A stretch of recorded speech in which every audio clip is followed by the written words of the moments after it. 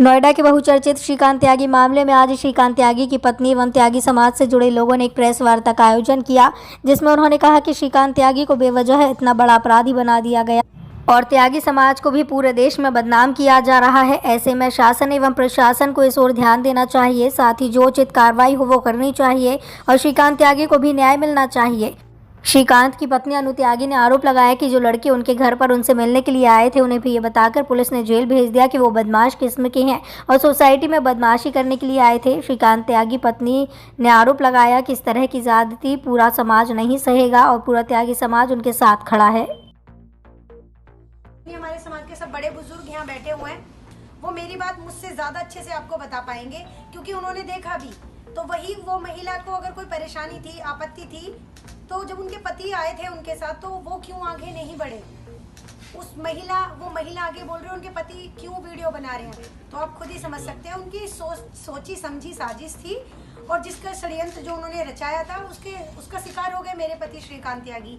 और मैं यही कहूँगी कि मेरे समाज के आगे के सब लोग इतना हमारे लिए खड़े हैं, हमारे समाज के बच्चों के लिए खड़े हैं, कहीं ना कहीं फिर भी कुछ लोग आकर कोशिश कर रहे हैं सबको भ्रमित करने की और एकता को तोड़ने की। बस मैं हाथ जोड़ के सभी लोगों से ये विनती करती हूँ कि जो ये हमारी अन्याय की लड़ाई है, जो हमारे समाज के उन लड़कों के साथ और मेरे परिवार के साथ, मेरे पति श्रीकांत त्यागी के साथ जो अन्याय हुआ है, उसके लिए हमें एकता बनाने की ज़रूरत है और एकता बना के रखें। और मैं भी यही भी कहूँगी कि जिस षड्यंत्र का शिकार मेरे पति श्रीकांत त्यागी हुए, उसका षड्यंत्र का शिकार कोई ना हो।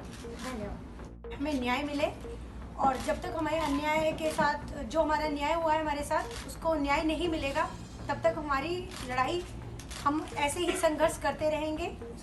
और बस यही उम्मीद करती हूँ मैं कि हमें न्याय मिले और जिन लोगों ने हमारे साथ बुरा किया है उनके खिलाफ कार्रवाई हो।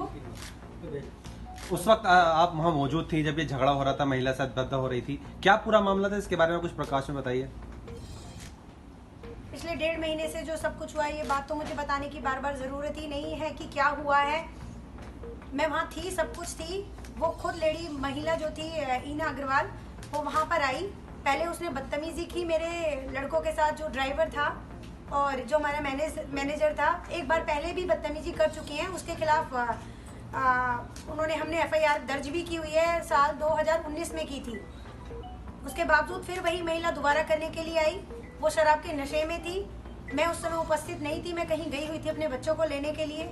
जब मैंने देखा कि वो बदतमीजी कर रही है महिला, तो मैंने अपने पति श्रीकांत त्यागी जी को बोला कि उन्होंने मास्क पहना हुआ था, मैंने उनको ये कहा कि आप जाएं, ये महिला नशे में है और ये जो चाह रही हैं आप वही करने की कोशिश कर रहे हो। क्योंकि कहीं ना कहीं आप खुद ही बताएं कि हमारे समाज में अगर ऐसा होता है, मैं तो अभी भी कह रही हूँ कि मुझे बताने की ज़रूरत ही नहीं, हमारे समाज के सब बड़े बुजुर्ग यहाँ बैठे हुए हैं, वो मेरी बात मुझसे ज़्यादा अच्छे से आपको बता पाएंगे, क्योंकि उन्होंने देखा भी।